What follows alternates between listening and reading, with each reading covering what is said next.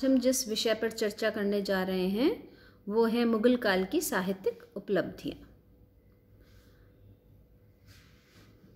मुगल काल में चहुं ओर विकास हुआ था। चाहे हम कला के क्षेत्र में स्थापत्य कला की बात करें, चित्रकला की बात करें, या हम शासन व्यवस्था की बात करें, सभी क्षेत्र में मुगल काल ने भारत में एक हम कह सकते हैं कि स्वर्ण युग मध्यकाल का मुगलकालीन व्यवस्था रही है। ये साहित्यिक दृष्टि से एक प्रगतिशील काल था और इस युग में फारसी, हिंदी, संस्कृत, उर्दू बहुत से साहित्य का विकास हुआ। मुगल सम्राटों ने साहित्य की प्रगति में भी योगदान दिया और न केवल इसे योगदान दिया, साथ ही साथ उन्होंने इसको संरक्षण भी दिया। हम फारसी साहित्य की बात करें तो मुगलों के समय में फारसी राजभाषा बन गई थी और अकबर के शासनकाल तक फारसी का ज्ञान बहुत ज़्यादा फैल चुका था। वे राजस्व के दस्तावेज जो थे वो फारसी में लिखे जाते थे। साथ ही साथ स्थानीय भाषा का जो प्रयोग था वो धीरे धीरे कम होता चला गया। मुगल सम्राट बाबर तुर्की और फारसी दोनों भाषाओं का विद्वान था और उसने अपनी आत्मकथा तुझके बाबरी तथा बाबरनामा की रचना करी। यानी तुझके बाबरी या बाबरनामा एक ही ग्रंथ है, इसको दो नाम दिए गए हैं और उसकी रचना तुर्की में की गई है जो बाबर द्वारा स्वयं द्वारा लिखी गई है। हुमायूं भी शिक्षित मुगल शासकों में से एक था। वो तुर्की, फारसी और साहित्य का अच्छा ज्ञाता था। उसे दर्शन और गणित में भी रुचि थी, पर वो साहित्य को बहुत ज़्यादा प्रोत्साहन नहीं दे सका क्योंकि उसके काल के विषय में हम पहले डिस्कस कर चुके हैं। उसको शेरशाह सूरी के साथ एक लंबा संघर्ष करना पड़ा था जिसकी वजह से उसे अपने राज्य से भी हाथ धोना पड़ा था। अकबर का काल जो था वो सांस्कृतिक पुनरुत्थान का काल कहा जा सकता है। इसके समय में अबुल फजल ने अकबरनामा और आईने अकबरी जैसे ग्रंथों की रचना करी। निज़ामुद्दीन अहमद ने तबकाते अकबरी, गुलबदन बेगम ने हुमायूंनामा, अब्बास सरवानी का तोहफ़ाए अकबर शाही, बदायूनी का मुंतख उत तवारीख, अहमद यादगार का तारीख़ सल्तनी ने अफ़गाना, बाइज़िद सुल्ताना का तारीख़ हुमायूं और फैज़ी सरहिंदी का अकबरनामा कुछ महत्वपूर्ण ग्रंथ हैं। इस काल में अकबर के प्रोत्साहन से महाभारत का अनुवाद नकीब खां, बदायूनी, अबुल फैज़ल, फैज़ी आदि के सम्मिलित प्रयासों से फारसी में किया गया था। बदायूनी ने रामायण का भी अनुवाद किया। चूँकि हम सभी जानते हैं कि अकबर ने केवल मुसलमान धर्म ही नहीं बल्कि हिंदू धर्म को भी सहिष्णुता के चलते, अपनी सहिष्णुता की नीति के चलते बराबर का दर्जा दिया था और इसीलिए ये जो हिंदू ग्रंथ थे इनका भी अनुवाद किया गया जिससे कि इन्हें पढ़ा जा सके, इन्हें फारसी और अन्य भाषाओं के ज्ञाता भी पढ़ पाएँ। अकबर के प्रोत्साहन से महाभारत का अनुवाद नकीब खां, बदायूनी, अबुल फैज़ल, फैज़ी के सम्मिलित प्रयासों से हुआ। अथर्ववेद का अनुवाद आरंभ किया गया था किंतु शुरू चूँकि उसको बदायूनी ने किया पर उसको पूरा किया हाजी इब्राहिम सरहिंदी ने। लीलावती का अनुवाद फैज़ी ने किया। राजतरंगिणी का अनुवाद शाह मोहम्मद शहाबादी ने किया। कालिय दमन का अनुवाद अबुल फजल ने और नल दमयंती का फैज़ी ने अनुवाद किया। यानी बहुत से हिंदी ग्रंथ थे जिनको कि फारसी भाषा में जिनका अनुवाद किया गया जिससे कि वो फारसी भाषा के ज्ञाता पढ़ सके, या हम कह सकते हैं कि हिंदू मुस्लिम समन्वय की जो कंडीशन थी, जो एक माहौल था वो बन सके। जहांगीर ने अपनी आत्मकथा तुझके जहांगीर में लिखा को उसने लिखा। यानी जहांगीर भी एक साहित्यिक रुचि रखने वाला शासक था। इसके अतिरिक्त मोतमिद खां ने इकबालनामा ए जहांगीरी, ख्वाजा कामगर ने मास्तर जहांगीर, मोहम्मद कासिम फरिश्ता ने तारीख़ फरिश्ता जहांगीर के काल में लिखे। जहांगीर और नूरजहां को कविता लिखने का भी शौक था। शाहजहां के समय की फ़ारसी रचनाओं में अब्दुल हमीद लाहौरी का पातशाह नामा, अमीनाई काजविनी का पातशाह नामा, इनायत खां का शाहजहां नामा और मोहम्मद सालेह का अलमे सालेह प्रमुख है। शाहजहां के समय में उपनिषद, भगवत गीता और योग वशिष्ठ का फ़ारसी में अनुवाद किया गया। इसके अतिरिक्त अरबी, तुर्की और ग्रीक भाषाओं में भी बहुत से ग्रंथों के जो ग्रंथ थे उनका भी फ़ारसी में अनुवाद किया गया। बाइबल का भी अनुवाद किया गया फ़ारसी में।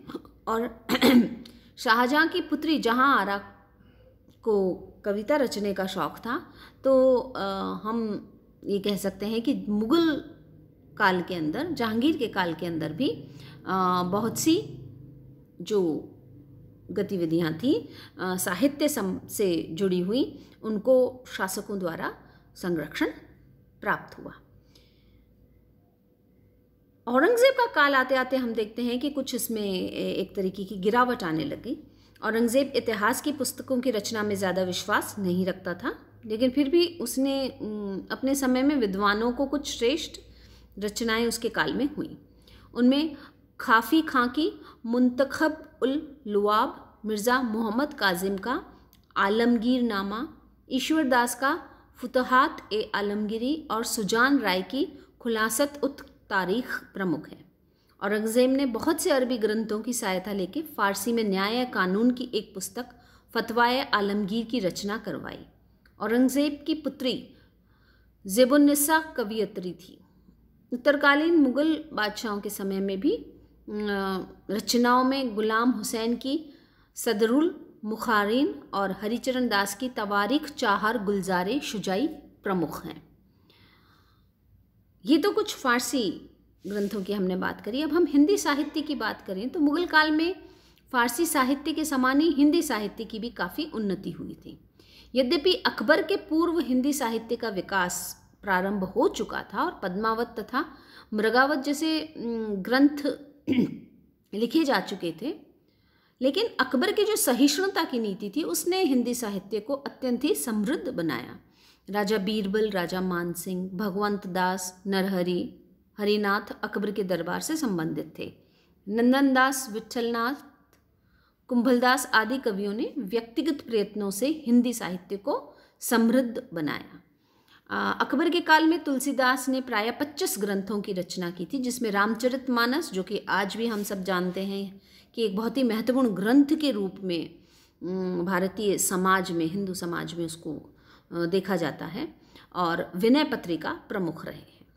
सूरदास के सूरसागर, रहीम ने रहीम सत्साई और रसखान ने प्रेम वाटिका नामक ग्रंथों की रचना करी। यानी ये काल जो था हम भक्ति काल के रूप में भी देख सकते हैं, मध्य युग का ये काल।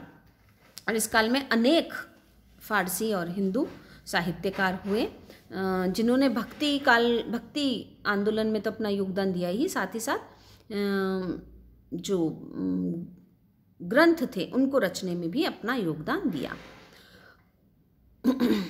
मीराबाई ने अपने भजनों के माध्यम से हिंदी साहित्य में महत्वपूर्ण स्थान प्राप्त किया। हिंदी साहित्य के लिए अकबर का काल स्वर्ण काल के रूप में देखा जा सकता है। जिस तरीके से स्थापत्य के क्षेत्र में शाहजहां का काल हम स्वर्ण काल मानते हैं, वैसे ही हम साहित्य के क्षेत्र में अकबर के काल को स्वर्ण काल कह सकते हैं। जहांगीर के दरबार में राजा सूरज सिंह, अगरूप गोसाई और बिशनदास जैसे हिंदी के विद्वान थे। जहांगीर का भाई दानियाल हिंदी में कविता लिखता था। शाहजहां के संरक्षण में सुंदर कविराय, सेनापति कविंद्र आचार्य, शिरोमणि मिश्र, बनारसी दास आदि हिंदी विद्वान थे। इसके अतिरिक्त अहमदाबाद में दादू, जिन्होंने बाद में दादूपंथी संप्रदाय प्रारंभ किया, अनेक धार्मिक कविताओं की उनके द्वारा भी रचना की गई। हिंदी के महान कवि बिहारी को राजा जयसिंह का संरक्षण प्राप्त हुआ था और इसी काल में केशव दास ने कवि प्रिया, रसिक प्रिया और रामचंद्रिका की रचना करी। औरंगज़ेब के काल के अंदर हिंदी को किसी प्रकार का कोई शाही संरक्षण प्राप्त नहीं हुआ और उसके बाद हम धीरे धीरे देखते हैं कि हिंदी साहित्य को केंद्र से, क्योंकि केंद्र फिर धीरे धीरे केंद्रीय सत्ता औरंगज़ेब के काल के बाद पतन की ओर अग्रसर हो गई, तो फिर साहित्य को बहुत ज़्यादा संरक्षण प्राप्त नहीं हुआ।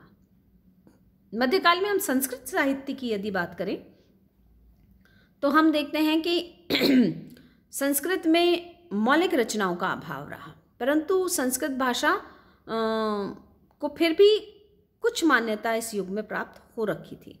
अकबर ने संस्कृतम को राज्य का आश्रय प्रदान किया। पारसी प्रकाश नामक संस्कृत व फारसी का कोश इसी समय लिखा गया था। महेश ठाकुर ने अकबर के समय में संस्कृत का इतिहास लिखा। जैन विद्वानों में पद्य सुंदरकृत अकबर शाही श्रृंगार दर्पण, सिद्धचंद्र उपाध्याय कृत भानुचंद चित्रम देव मिलन कृत हरि सौभाग्यम आदि महत्वपूर्ण संस्कृत के ग्रंथ हैं।